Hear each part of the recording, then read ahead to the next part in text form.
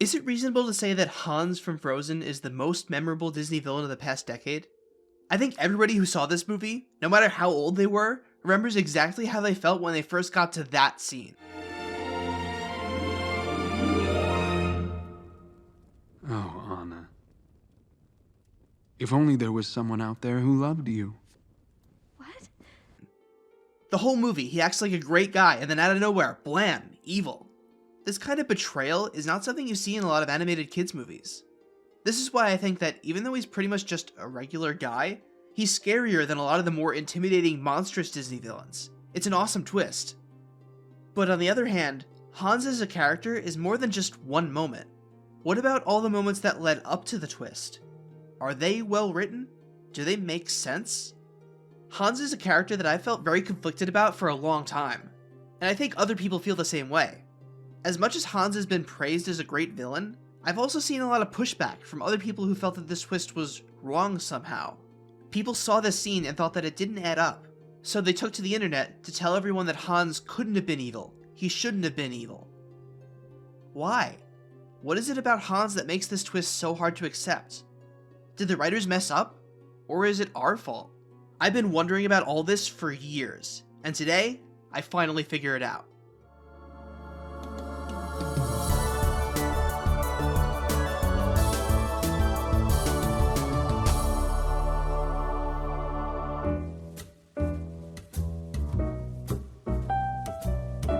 So even though most people think Hans was a really cool and interesting character, there's a vocal minority of people online who think that his storyline is full of holes and that his twist reveal is sloppy. Even though my opinions on Hans are generally positive, I have to admit that there is something to these arguments. Something about his heel turn does feel off. I'm not going to recap all of Frozen, but for this discussion to work, I think that it's important to go over everything Hans does in this movie, because I'm going to talk at length about a lot of minutiae of the scenes that he's in. So we first meet Hans when Anna runs straight into him. They seem to fall in love immediately, because Anna has been locked up for her whole life and is starved for affection. They sing a romantic duet, decide to get married, and then go ask Elsa to bless the marriage. But Elsa says, no, it's stupid to marry somebody you just met that day. Then when Elsa runs away, Anna goes to find her, leaving Prince Hans in charge of the kingdom. And he does a good job of taking care of all the citizens. After Anna doesn't come back, Hans leads a rescue party to find Anna and Elsa. Elsa attacks them, but Hans talks her down, and they capture her. Then because Anna's heart had been frozen, and she needed an act of true love to unfreeze it, she goes to get a kiss from her true love Hans, only for Hans to reveal that he never loved her. His plan was to marry Anna, kill Elsa, and then become ruler of Arendelle. He leaves Anna to die, then sets off to kill Elsa. But Anna stops him with an act of true love for her sister that then unfreezes her. Hans' treachery is exposed to everyone, and he's defeated.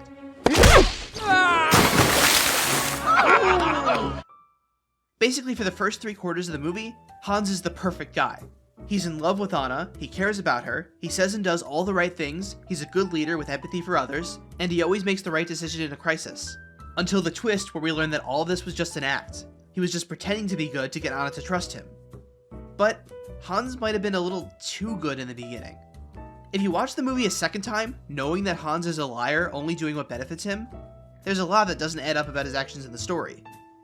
In the big betrayal scene, Hans explains his plan in detail. As 13th in line in my own kingdom, I didn't stand a chance. I knew I'd have to marry into the throne somewhere. I figured after we'd married, I'd have to stage a little accident for Elsa. All that's left now is to kill Elsa and bring back Summer.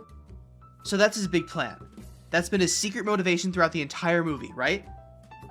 With that in mind, I'm going to go over everything he does that is directly at odds with that plan. At the end of the scene where Anna and Hans meet, after Anna leaves, Hans smiles a really genuine happy smile. But Anna isn't around anymore. If his niceness is an act, why is he still acting nice here? If all Hans cares about is power, why does he work so hard to provide for the citizens of Arendelle? The castle is open. There is soup and hot glog in the Great Hall. And why does he push back so hard against Duke Wesselton, who wants Elsa dead, the same thing that he wants? And I will not hesitate to protect Arendelle from treason. In the scene where Hans goes to Elsa's castle, why is he so insistent that nobody hurts Elsa? But no harm is to come to the Queen. He says later that he wants Elsa dead, but here, there are several separate moments when he actively prevents her death. Queen Elsa! Don't be the monster they fear you are! Especially the moment where he stops the crossbow from firing. Look, it's such an easy out right there. Why save her? Why did you bring me here? I couldn't just let them kill you. Why does Hans not kiss Anna in this scene? Yeah, he's not really her true love, but why not try? It could work. His plan goes a lot more smoothly and Anna stays alive. And on that note, why does he explain his evil plan at all? He has nothing to gain by telling Anna this. Then at the end, if Hans is trying to seem not evil, why does he try to cut Elsa in half right in front of the entire freaking kingdom? Over and over again, Hans does the good thing, the right thing, even if it would seem to be against his own interests. It doesn't add up. And that makes the twist reveal that he was evil the whole time feel a little like it comes out of nowhere. It doesn't fit with what we've seen so far. And I'm definitely not the only one who felt this way. You don't have to look very hard to find tons of people online who have shared similar thoughts about Hans. They also feel that the Hans twist didn't make sense, that the movie shouldn't have been written this way. Lots of people say that the twist makes them angry, and that the movie did Hans dirty. Some people hold out hope that Hans might get a redemption arc in Frozen 2. Well, I should say Frozen 3 now because he wasn't in Frozen 2. There is a massive amount of fanfiction written where Hans is a straightforward good guy. And there are even some people who say that Elsa and Kristoff should have gotten together to make room for Anna and Hans because, quote, Elsa can make ice and Kristoff loves ice. Yeah, sure. By the way, Elsa and Kristoff have exactly one interaction in the entire movie, and it's this. I'm fine. Who's this? Wait, it doesn't matter, just... You have to go. Yeah, that screams romantic chemistry, doesn't it? But then you have people taking it a step further. Some go beyond being upset and wishing it were different, to actively reinterpreting the story at hand. There's a really persistent fan theory that Hans wasn't really evil, he was just cursed to be evil. Her quote engagement is a flex arrangement. Get the fiancé out of the way and the whole thing will be fixed. The most common idea is that the trolls bewitched him, so that Anna and Kristoff would get together instead. There are plenty of other variations that say Hans was otherwise not in his right mind during the big reveal scene, but they all boil down to the same idea. Hans was too good at the beginning of the movie, so there must have been some magical shenanigans that forced him to act evil. It really does come out of nowhere. He does seem very genuine, But he's not the villain, and I'll tell you why. and was only acting evil because of the influence of another. And that is when the real villains step in.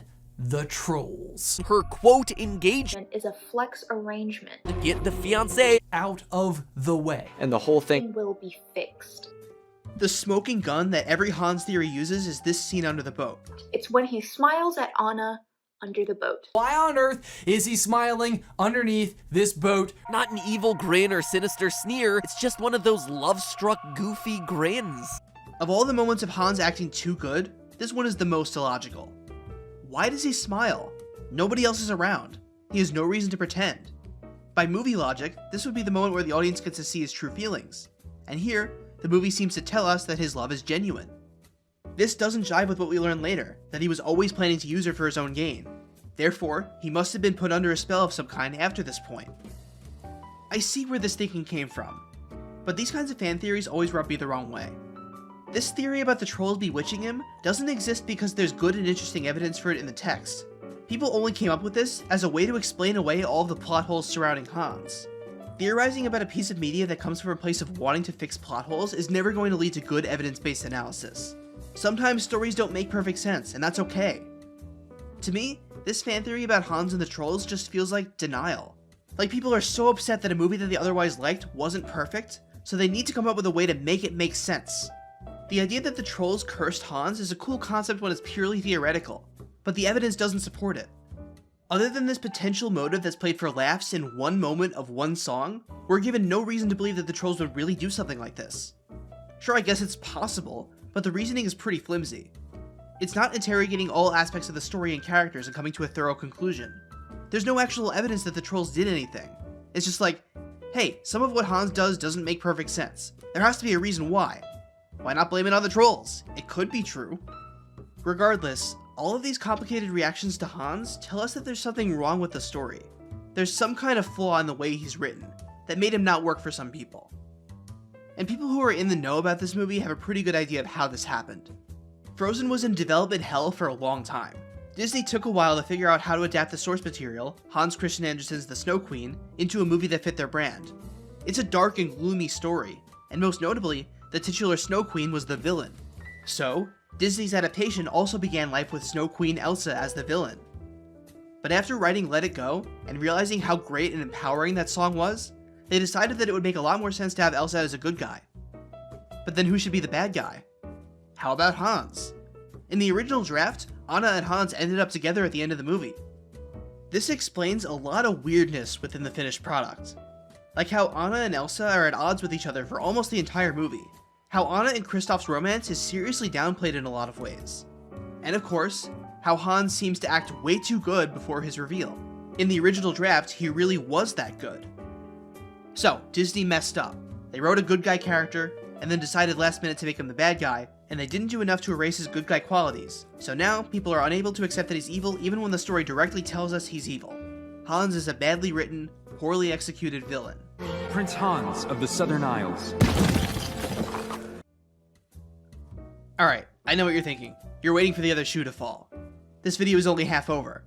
All I've done so far is talk about how Hans is badly written. But in the intro, I said that Hans is one of the most celebrated, memorable, well-liked Disney villains in recent memory. If nothing he does makes sense, how can that be possible? Well, before I get into that, let me ask you this. Assuming you were over the age of 10 when you first saw this movie, and you weren't spoiled ahead of time, did you see this twist coming? Probably yes, right? Somehow you just knew. Or at the very least, you had enough of an inkling, so when you got to the twist you were like, okay, yeah, that makes sense. I realize this is not exactly scientific, but in this BuzzFeed poll about Disney movie twists, the amount of people who put that they saw the Hans twist coming is by far the highest out of anything else on that list, at over 40%. That's higher than Evil Endeavor in Incredibles 2, and her name is Evil Endeavor. How is this possible? If, as we've established, Hans takes no actions in the story that would indicate his true intentions, and even acts so good in some moments that he actively works against his evil plan, how did people know he was the bad guy? Are they just lying so they don't look stupid? No. Frozen does communicate to the audience that Hans is evil before the big reveal, just not in the usual way. Here's how. Frozen is a movie that's all about playing with audience expectations. We all grew up with Disney movies, we know how they work. There are certain things that we assume will happen in one of these things. Frozen actively works to subvert these expectations, like how we expect a true love's kiss to solve the main problem. The movie even calls this out. An act of true love? A true love's kiss, perhaps? But then, it's not romantic love that triumphs, it's love between sisters. I love you. An act of true love will thaw a frozen heart. This subversion is what Hans as a character is all about. We're all so used to the Prince Charming type character being a perfect guy, and we're used to Disney villains being big and obvious. So making a handsome prince turn out to be the villain is the most shocking thing a Disney movie can do. I'm sure that none of this is news to you all. The whole idea of Frozen being subversive is probably the most popular talking point about the movie. You've heard it before. So let's go deeper. A good twist is foreshadowed. We get hints beforehand that it might be coming. How does Frozen hint to us that Hans isn't as good as he says he is? There aren't any direct hints, nothing that Hans says or does that clue us in. But when you look at the story on a thematic level, it becomes crystal clear. Look at how Anna's character arc plays out.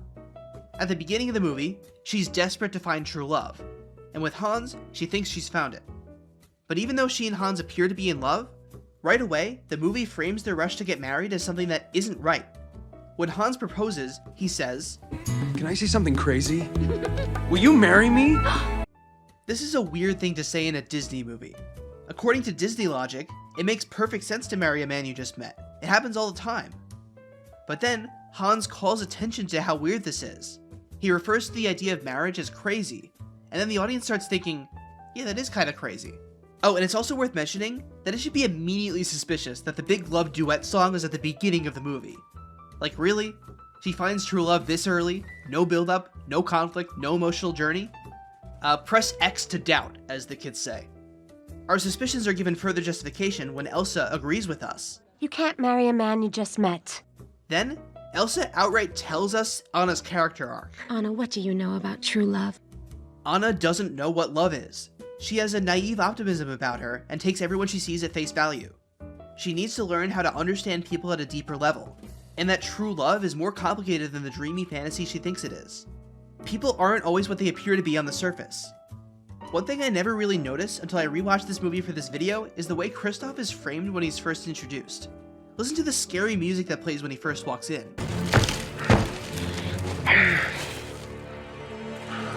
You could almost be led to believe that Kristoff is the villain of the story for a few brief moments. In these early scenes together, Anna is wary of Kristoff. She's not sure if she can trust him because he's intimidating, brash, rude, and cold to her. Didn't your parents ever warn you about strangers? Yes, they did. Eventually, of course, Anna realizes that she's wrong. Kristoff seems like a bad guy, but under the surface, he's a good guy.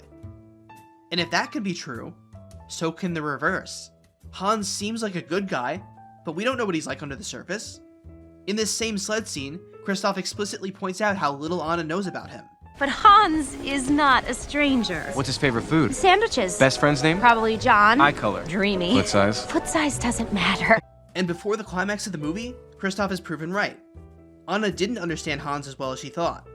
You can't just assume somebody is good or evil based on what you see. You have to get to know them first. This is the lesson Anna slowly comes to learn over the course of the movie. While Anna is going through this change, the story also teaches the audience, using our expectations of Disney movies against us. You know, technically speaking, twist villains in Disney movies are nothing new. In almost every Disney Renaissance movie, the main character has no idea that the villain is a bad guy. They blindly trust that the villain is a perfectly nice person. But we, the audience, can tell. Because these characters are drawn in a way that so obviously marks them as evil, and because we get glimpses into their internal thoughts. This creates a sense of dramatic irony, where the good guys have no clue that these obviously evil people are evil. Ah, Jafar, my most trusted advisor. The only thing that makes Hans different from these classic villains is that the story has removed those markers of villainy, so we're just as in the dark as Anna. We have become the oblivious characters who can't spot the obviously suspicious person. All this creates a very clear theme, a lesson Anna and the audience need to learn. Don't judge people by their outward presentation. And it pretty clearly telegraphs to the audience that the character who seems really perfect at a glance probably isn't. So we're being subconsciously primed for the Hans reveal for the whole movie. The twist foreshadowing isn't diegetic plot stuff, the hints come from the theming and the story structure. But what about the plot holes, I hear you saying? Sure, good themes are nice and all, but that doesn't change the fact that the movie basically lied to us about Hans by making him act against his own evil interests before the reveal. And to that I say, are these really plot holes? If you look at all of the supposedly illogical actions that Hans takes, they can all be explained one way or another. First, most obviously, Hans is a good leader and acts kind and considerate towards everyone he meets because he's trying to make a good impression. If he plans on ruling Arendelle, he needs people to like him. Duh. He doesn't kiss Anna because he knows it won't work. He knew he was about to be outed and there was no point in keeping up the charade. Sure, it's not the most optimal decision, but this is really a minor nitpick. Then, how about him repeatedly saving Elsa's life? Well, for most of the second act, Hans believes that Elsa is able to end the winter if she chooses. That's what Anna told him, and he made the reasonable assumption that she knows more than he does about her sister's powers, even though Anna ended up being wrong. As far as he knows, killing Elsa in the scene would leave them stuck in an eternal winter forever. He doesn't want that. Plus, he's not married to Anna yet, and who knows how Anna would react if he allowed her sister to die. This changes when he talks to Elsa in the prison scene. Listen to his reaction here. If you would just stop the winter. Don't you see? I can't. After learning that Elsa can't reverse the winter, he decides that there's no reason to keep her alive, and that, hey, maybe killing her will end the winter. All that's left now is to kill Elsa and bring back summer. In short, early in the story, he wants to kill Elsa so that his fiancée Anna will become the heir. Then, when Elsa causes everything to freeze, he needs her alive so that she can unfreeze it, and when he finds out she can't, he goes back to wanting her dead. Even the biggest problem scene in the movie, the shot under the boat, has an explanation. During this scene, Hans' evil plan hadn't been fully formed yet. Based on some key details in this scene and the reveal scene, we can infer that Hans hadn't even considered pursuing Anna until after they met. Elsa was preferable, of course, but no one was getting anywhere with her. But you, Hans. You were so desperate for love, you were willing to marry me just like that. Look at his reaction when he first finds out that this girl is Princess Anna. Princess Anna of Arendelle. Princess? My lady. You can almost imagine the gears in his head turning. My interpretation of the boat shot is that this is the moment right before the pieces came together in his head, how he could use this girl he just met to become ruler of Arendelle. In this moment, he's thinking, "Aw, this girl is so adorable and pathetic and easy to manipulate. I like that." Sure, he doesn't flash a menacing evil grin as soon as Anna leaves, but is that really a fair thing to expect? Characters in other media don't always do campy obvious stuff like that. Evil grins are how old Disney villains operate, and assuming that Hans can't be a villain if he doesn't do one is just your preconceived notions clouding your perception. So, all of Hans's actions are in fact logical, despite what your initial assumptions would lead you to believe. There are no plot holes. Except, how much does that really matter? I can actually the Hans haters all I want. That doesn't change how they feel about the story, which is what really counts. The trouble is, these finer details of his motivation aren't obvious. The overwhelming majority of viewers are going to miss them. I only pieced this stuff together after my 7th or 8th time watching, and only while I was specifically looking for it. This ties into a larger issue with Frozen as a film. It has a weird habit of not explaining things to the audience. There are a ton of details about the plot and setting that the movie just breezes by without fully addressing. It doesn't explain how Elsa got her powers. Born with the powers or cursed? Born. Or how Elsa is apparently able to create sentient life by accident. And you're alive?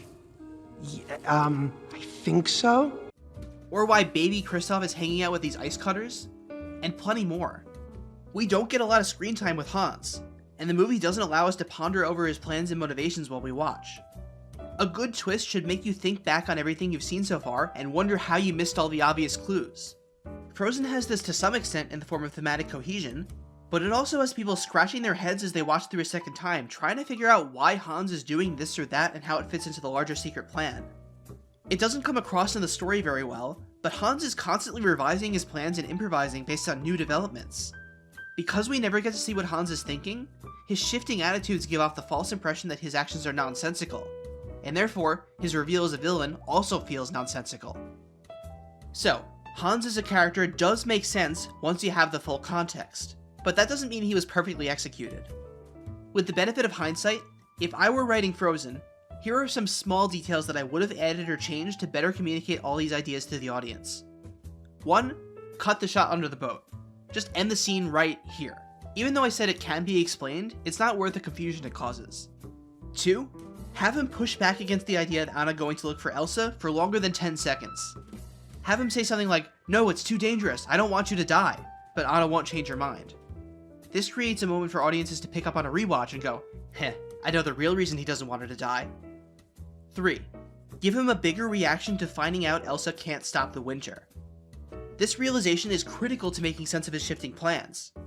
Plus, this is right before he reveals himself, so the movie can afford to tip its hand a little. And 4. He should actually kiss Anna here. Then, nothing would happen, and Hans would try to play it off before Anna realizes what this means, and he drops the facade. Hans is supposed to be really smart and cunning, not the kind of bad guy who would launch into an evil monologue unprompted. The story should push him into a corner and force him to confess. Plus, we would get to see him temporarily flustered, which would help the audience process how much he's been improvising all this time. Phase 1? Marry into the royal family. Phase 2? IDK man. I keep learning new information in every scene that changes my whole plan. Phase 3? Profit!